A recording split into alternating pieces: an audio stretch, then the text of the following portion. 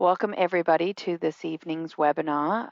The weather is getting hotter and I always like to stay ahead of environmental things that are going on in the environment so that you can be talking to your clients preemptively about what they should be doing with their horses and not have them come to you after the fact and say, oh, my horse got this kind of sickness or got this problem.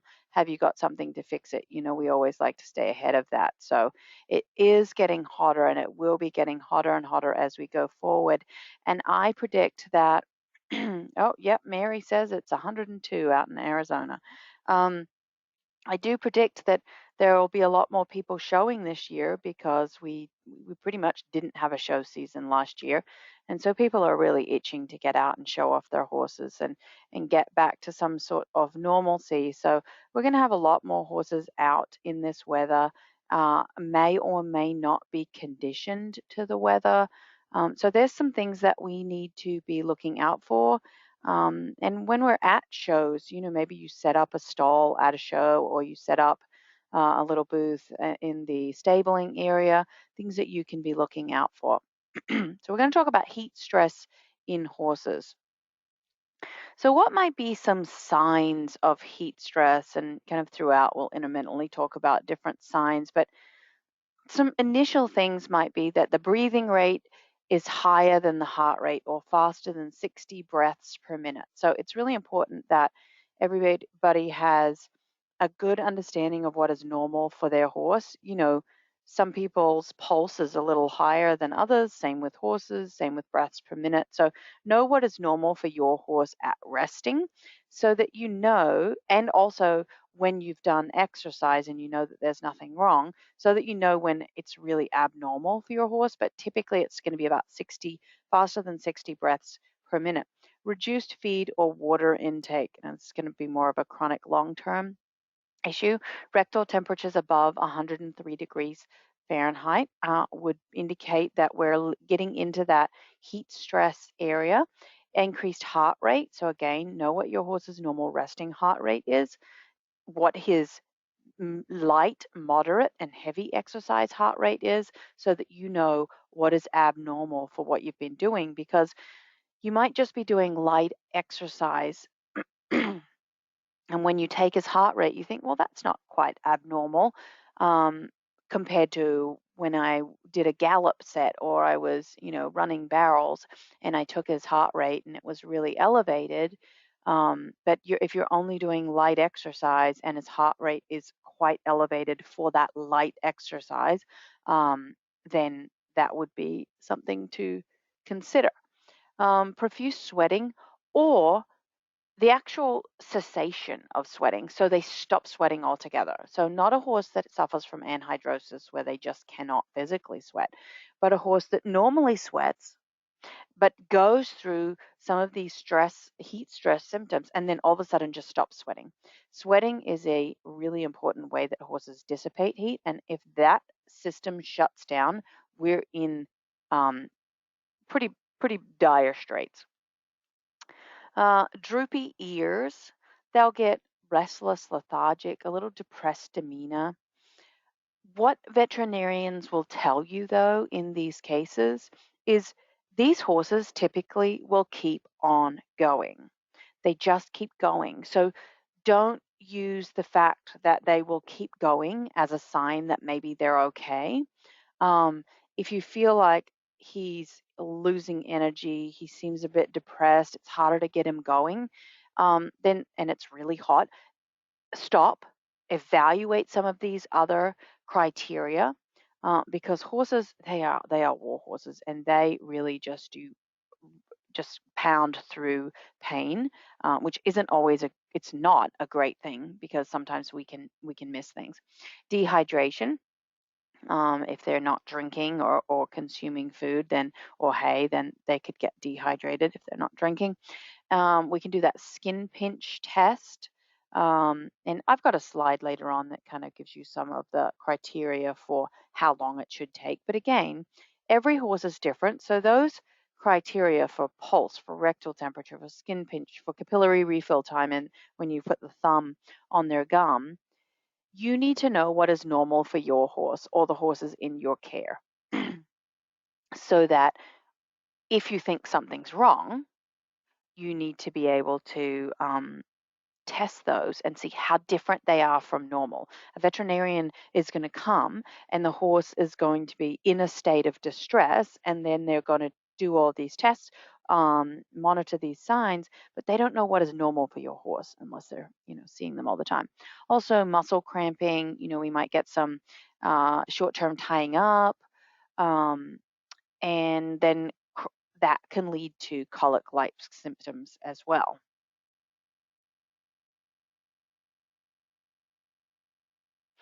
Um, Interestingly, some research has been done on thoroughbred horses looking at kind of the upper end of heat stress and distress, and they've actually labeled these really kind of excessive criteria as exertional heat illness, or EHI. So the metabolic heat produced by thoroughbred racehorses during racing, like peak exercise, can rapidly elevate the body's core temperature. You also got to think about blood coming to the surface is what helps a horse or a person dissipate heat, right? The blood is carrying that metabolic heat, and the closer it comes to the surface, the easier it is for it to cool down. A horse in heavy exercise, though, in peak exercise, all that blood is in the muscle. So they're not shunting it away from the muscle to the skin surface, so it's harder for them to cool down. When environmental conditions are hot and humid, and humidity really is the kicker, the normal physiological cooling mechanisms become ineffective. They just don't work. So the heat accumulated in the body may exceed that critical thermal maximum temperature, which is about 107.6 degrees Fahrenheit, which may trigger this complex path of potentially, deadly consequences. And as I mentioned, we call this exertional heat illness. And you could see this in any horses that do exercise at speed. It could be, you know, I wouldn't imagine that barrel racing horses suffer because from this as frequently as, say, a thoroughbred racehorse, because they're much quicker in their length of exercise.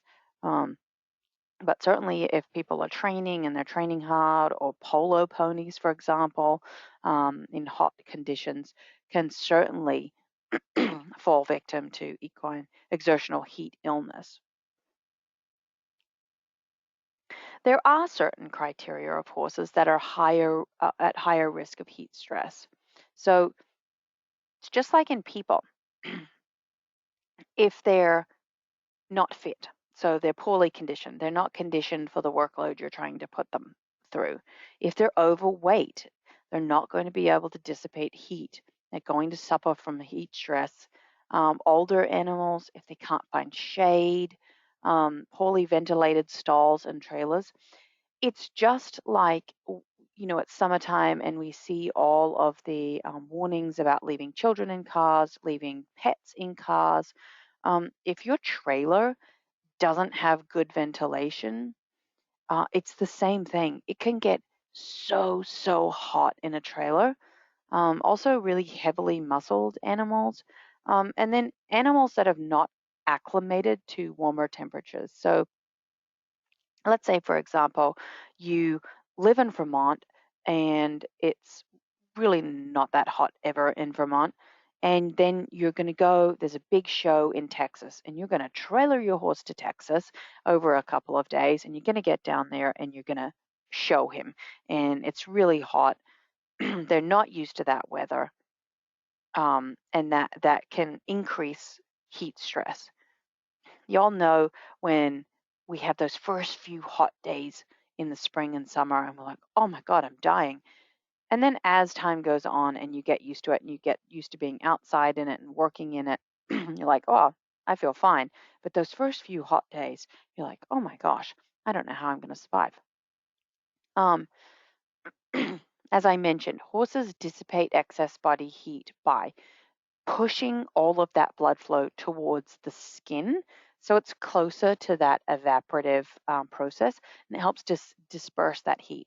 Sweating will eliminate about 70% of the heat generated by exercise. So if your horse can't sweat, it's a real problem. If they've stopped sweating, it's a real problem. I would say that if a horse normally sweats and then all of a sudden they stop sweating, that's worse than a horse with anhidrosis, because at least with a horse with anhidrosis, you're pretty aware of the things that you can and can't do with them. But when a horse just completely stops sweating after they've been sweating, it means we are in serious danger. And then breathing rapidly will also help to eliminate about 15% of the heat load. So you exercise and you start to really breathe heavily. Well, breathing heavily also helps you push more oxygen around in your blood, but it also, you're taking in cool air and you're breathing out hot air. Feel the air that you breathe out versus the air that you're breathing in. Breathing in cool air, breathing out hot air. So you're dissipating heat that way. When we look at the typical resting body temperature for a horse, again, know what is normal for your horse, but on average, the guide is between 99 to 100 degrees Fahrenheit is a typical rectal temperature for a horse. A horse begins to overheat once the body temperature reaches approximately 103 degrees Fahrenheit, but anything above 106, the horse is in serious trouble that can lead to coma, convulsion, deaths. That's when we're in that exertional heat index, that disorder that we were talking about. Now, people talk about this horse heat index, and I feel like this is a really good chart that you should keep in your barn. You should print it out, and there are some infographics that Kemen has put together that I will share on our DAC Dealer Facebook page so that you can print them out and you can share them with the folks at your barn. And the horse heat index is a combination. So you can see at the top there in the gray box, we've got temperature plus the relative humidity equals a value, and that value is the horse heat index. So the lower the temperature, you think, oh, okay, it's only 75 degrees outside. But if it's 55% humidity, we're still in a medium risk. So it's the combination of temperature and humidity. And it can be 90 degrees outside, but a very low humidity. And this horse heat index is going to be lower, and it's going to be a little safer. But if we're 130, so the combination of temperature plus relative humidity is 130 or less, it's very low risk, normal activity level. The horse's cooling system should be able to function normally. The typical horse should be able to cool themselves. Obese or heavy muscled horses may have a few issues, but we should be fine. When we get into the 131 to 150, we're at medium risk. And here in America, we tend to ride our horses and compete in the summer months. So depending on the area of the country that you're in, if it's really humid and hot, you need to really be cautious with this. So it's a medium risk category. Normal activity, which with breaks for rest and cool down. Cooling efficiency is slightly decreased. Horses may sweat up. Overheating is possible with prolonged activity, but you should be fine as long as when you've got your horse, say you've gone to a show, you've got your stall fans, maybe you're getting them out, you're doing some hand grazing under some shaded trees, you're hosing them frequently just to help keep them cool. We get up to 151 to 180, that combination of temperature and humidity, relative humidity, we're really high risk. Only light work, and really only for horses that are used to being ridden in these conditions. Significant decrease in cooling efficiency if humidity contributes to over 50% of the total score. The ability to release heat through sweating is reduced, because sweating is, okay, you've got beads of sweat that are going to form on your skin, and then the air is going to evaporate that, and that's how sweating, it's called evaporative cooling. But if it's really, really humid, then it's not going to be able to evaporate, so we won't have that evaporative cooling. Watch for signs of heat stress and ensure cool down afterwards. Greater than 180 combination score, it's danger. Take the day off. Don't ride. You don't ride either, because in conditions where your horse is going to get heat stress, you're also going to be at risk of heat stroke. And not drinking enough water as a person.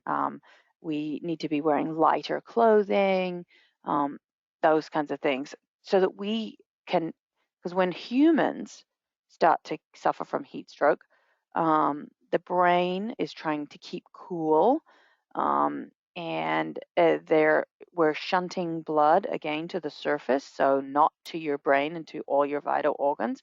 You start to make your judgment goes down, you start to make poor decisions. So definitely don't want to get into that zone yourselves. What do we do immediately when we have these overheated horses? How do we quickly cool them? What are the correct things to do? Immediately move the horse to shade if possible. Provide fresh water and water with an electrolyte. We've got the DAC electrolytes that you can use. If that's not available and you just need to use something immediately, 2 tablespoons of salt, just plain table salt, per gallon of water. An adult dehydrated horse may need up to 5 gallons of water pretty immediately. Don't worry about, not giving a horse water, because it's going to make them, if they drink too fast, it'll make them founder or colic. We don't want to give them freezing cold water because it's kind of a shock to their system, but we certainly don't want to give them hot water either. Increase airflow by using a fan or a breeze if possible. Spray the head, back, neck, rump, and legs with cool water. And keep using cool water. Just keep the cold water running on them. Do not scrape them.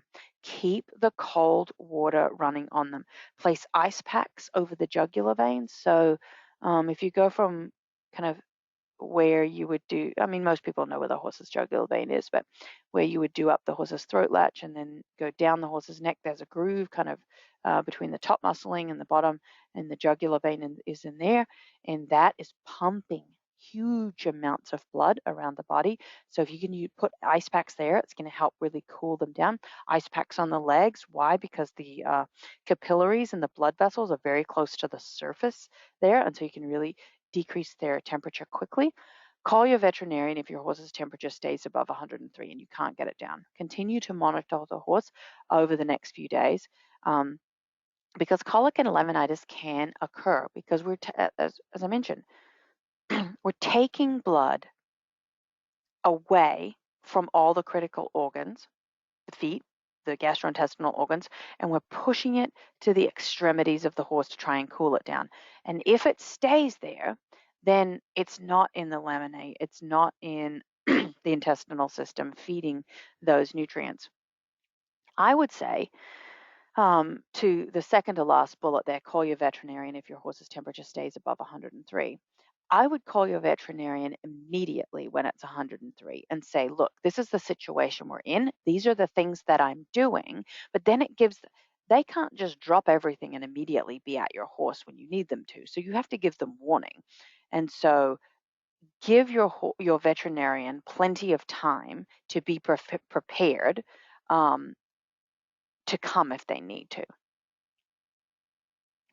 So there are some myths out there. We talked about this in the past, that you need to scrape your horse. And people will say, oh, you can't leave the wet, like this tip here that's got the big X through it. You can't leave the wet water on your horse because the sun will heat it up and it'll boil on your horse's body. Well, here's just a little trick. Get in the shower, get all wet, get out of the shower, but don't towel off and turn a fan on yourself. It's freezing. Dry yourself off and turn the fan on, and it's a lot less cold. Water with air flowing across it is exceptionally good at dissipating heat. And Dr. David Marlin is probably the most internationally recognized expert on thermoregulation in horses. He is the advisor to the FEI, to the International Olympic Committee, and other equine bodies, the World Equestrian Games, and he has been managing their climate management pretty much since about the 1994. So it's and his research shows that you do not have to scrape horses. This is kind of a little infographic that he created. Sorry, it's cut off on the very bottom there, but if it's 104, less than 104 degrees Fahrenheit outside and it's dry and it's humid, and if you scrape your horse or you don't scrape your horse, it really doesn't make a difference because it's humid. It's not excessively hot. It is excessively hot, but I don't want to be in 104 degrees Fahrenheit, but it really doesn't make a difference. If it is more than 104, if the body temperature is more than outside temperature more than 104 degrees Fahrenheit, and the horse is really hot after exercise, then we absolutely just keep that water going, keep that water going, and don't scrape them because it slows down cooling. If a horse is uncomfortable in the heat, during any temperature, doesn't matter, hose them and just let the water sit on them. As the air blows across them, it will cool them down a lot faster than if you scrape the water off. When you do want to scrape, because you don't want them to dissipate heat, is in the wintertime. So you've worked your horse, they've sweat a little, and you wanted to wash them, and you've rinsed them off. Absolutely scrape them off. Use towels, dry them off, put a rug on them, and because then they're not dissipating as much heat, and they will dry quicker. Okay, so we've talked about just some practical hosing, riding cooler parts of the day, shade, air. But is there anything that we can feed horses that might help internally with temperature regulation? And this was some research actually done in pigs. Pigs fed chemtrace chromium, so we've talked about the chromium, or a controlled diet when they were exposed to either a thermoneutral, so just normal temperatures, or a heat stress conditions. And what happened to their temperature and their breaths per minute when they were fed the chromium. So the yellow, either solid bar or the dashed bar, was when the animals were in that, they call it thermoneutral or just normal temperature conditions. There was no stress involved here. And it didn't matter whether you gave them chromium or not because they weren't stressed. And so the way chromium works is it's unlocking more insulin, and insulin is going to unlock more glucose, which helps with thermoregulation. But if we look at the orange bars, the solid orange bar is the animals that went through a heat stress protocol, but they did not get any chromium. And the dashed bars are heat stress, but they got chromium, the chemtrace chromium in their diet. And you can see that the rectal temperature from the animals that get chromium in their diet was significantly less, and the breaths per minute were significantly less. The respiration rate was significantly less in animals that got chromium in their diet. So chemtrace chromium evidence suggests that insulin action is a key component in the heat stress response, like how quickly you're going to deal with heat stress. Chromium improves insulin function and results in efficient clearance of glucose, so driving it into the bloodstream. And by doing this, improving glucose uptake may improve thermal tolerance, so decrease heat stress in those animals. Where is chemtrace chromium in the DAC products? We've got it in the racing formula, we've got it in the eBoost paste, and we've got it in the DAC metabolic.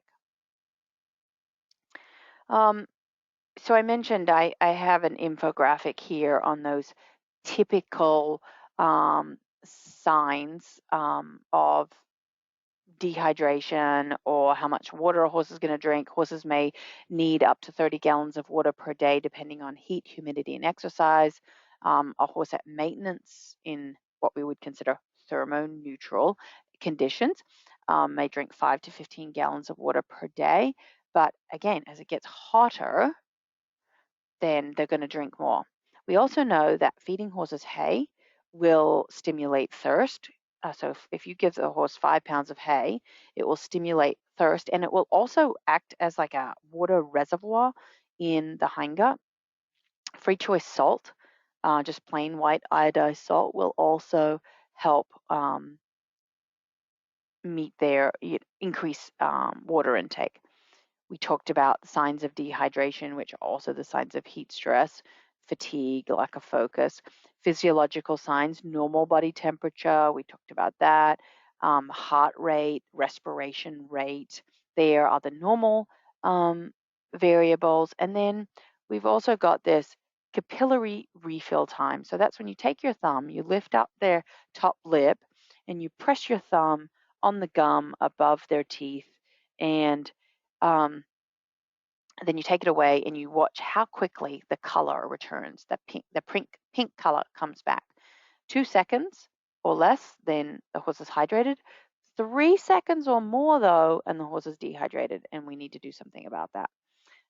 Skin pinch test, then we're going to take a pinch of skin just above the kind of slant of the shoulder, and we're going to pull it up, and then we're going to let it go. And if it snaps back in less than a second, the horse is hydrated. 2 to 4 seconds or above 4 seconds, then definitely the horse is dehydrated. Ideal water temperature for horses is between 45 and 65 degrees Fahrenheit, and it doesn't matter whether it is, that's for them to drink, whether it's the summer or the winter, that's ideal temperature. So I want to talk a little bit about electrolytes as well, because I've talked about how sweating is so important, but when they sweat, they lose electrolytes. So we have these horses that are going through working in hot climates, and they're sweating, which is helping them dissipate heat, which is very normal, but they're going to lose sodium chloride, and the combination of those two is just plain white salt, potassium, calcium, and magnesium. And so just being deficient in these electrolytes, they can also cause muscle cramps, cause the horse to become uncoordinated, impaired nerve and brain function. We know that sodium and chloride together, that's plain white salt, major electrolyte. It's found in much higher concentrations outside the cell than inside the cell, but it flows back and forward, filters through the kidneys. This way, the body knows how much water to release in the urine based on the saltiness of the blood. So it can become a real vicious cycle. If the horse becomes dehydrated, then the blood can get really even saltier, and then they'll release more water, and then it's a vicious cycle. So sodium chloride is really important in an electrolyte. Potassium is really important in an electrolyte. It really helps with muscle function and nerve reaction. Calcium, you think about it in bones and teeth, but it's another a major electrolyte. Like potassium, and magnesium has a really important role in muscle and nerve function. Magnesium, it's probably the most overlooked electrolyte. You need it in small quantities, but it's really, really important. Helps for normal muscle function as well. We know that when we exercise horses, that they lose a significant amount of weight, which is really just water weight and sweating. So a standard a harness horse after a mile race, they might lose 10 to 30 pounds of weight loss, and that's what I said, water and sweat loss. But if you look at endurance horses, from the night before to the end of a really long race, they may lose up to 90 pounds in one race. Same with, people that are doing fox hunting or 3D eventing. They can lose significant amount of weight just in one day.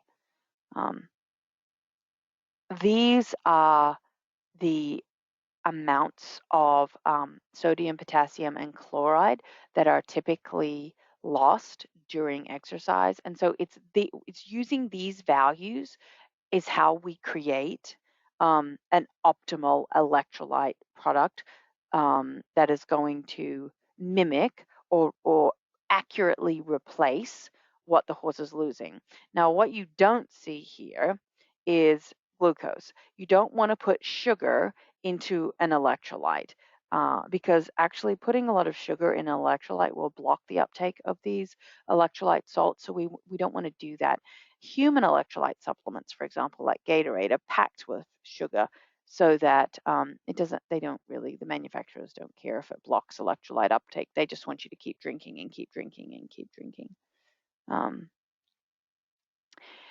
When it comes to when to give electrolytes, I don't give them in the water bucket. I want to make sure that the horse is consuming all of the electrolyte that I've provided them, and I can't guarantee that they're going to drink 5 gallons of water before exercise. So I either like to put the powder in the feed, make sure they eat it, or if it's really hot weather, I prefer to do the pace so I know exactly what they're getting. Supplement shortly before, during, and after exercise, depending on the length of exercise.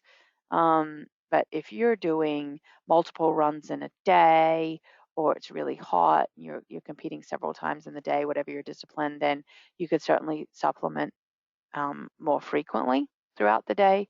As I mentioned, we don't have any sugar in our electrolyte. We talked about what's happening in the body when we have a decrease in these electrolytes. This is kind of an endurance ride protocol, and I really think when it comes to electrolyte supplementation, the endurance riding community have some of the best protocols because they go the longest, the horses are under tension the longest, and they're sweating profuse amounts.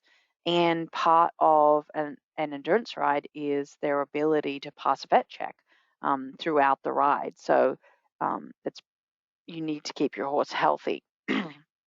They give them before and after travel, the night before, morning of the ride, depending on the product, usually about 2 to 4 ounces.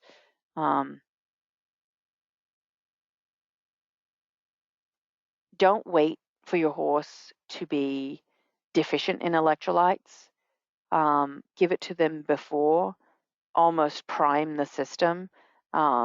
So early and often is a rule, and we can use that no matter what the discipline. After a ride, they're making sure that, and at each ride, these horses are at each checkpoint throughout the ride, these horses are eating food so that they're encouraged them to drink.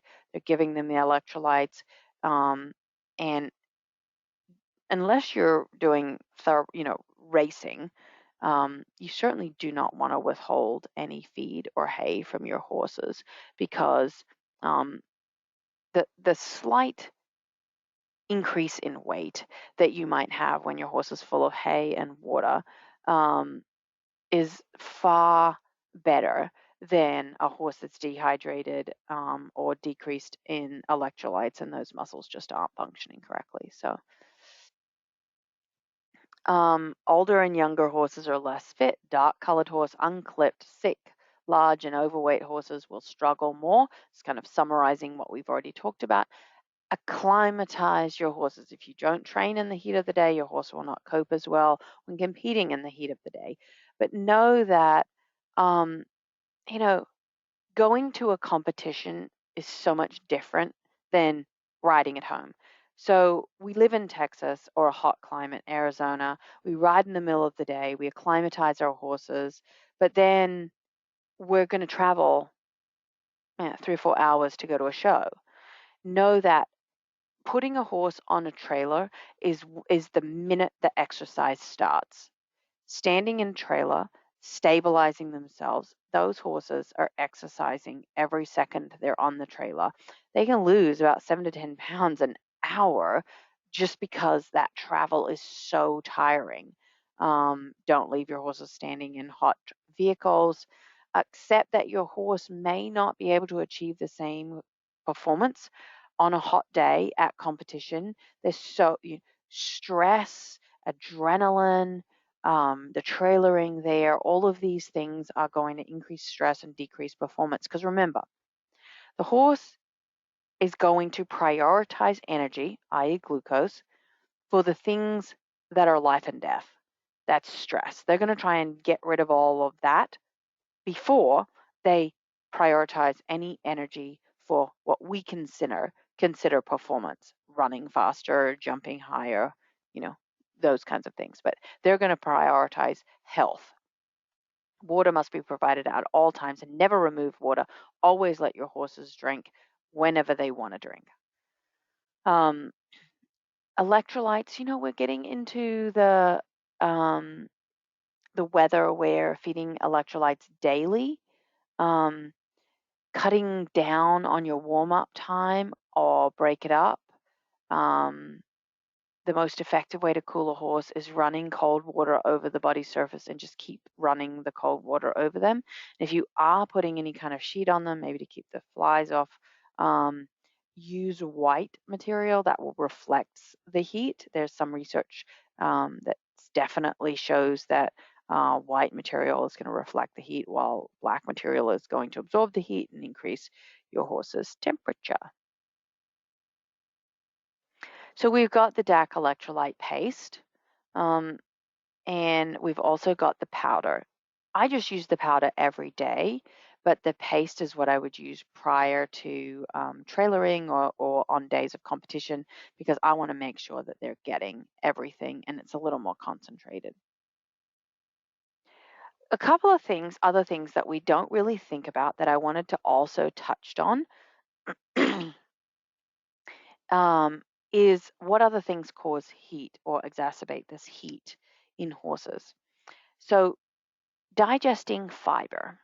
I talk about this a lot in the wintertime because it's an easy way to keep your horse warm.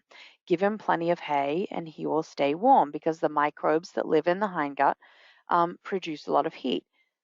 Okay, so in humans, microbial metabolism in the human gut produces approximately 70% of the total heat production of an average person at rest. 70% of the amount of heat that is produced by your body is by the gut bugs. The greatest amount of heat in horses is released, in animals, when microbes in the gut digest high fiber feeds such as hay. In cattle, this process is happening in the rumen, but in horses it occurs in the cecum and large colon and small colon. So what this means is we, number one, need to make sure that we're feeding very highly digestible fiber sources. And we also need to make sure that we're adding things to the diet that can help improve fiber digestion. This is a little breakdown of, horses will eat food, and that is turned in, that we measure that as just plain gross energy. Then you take the energy that is excreted in the manure, and we have digestible energy. And then we take from that digestible energy any energy that is lost in urine or in excess gas that is created.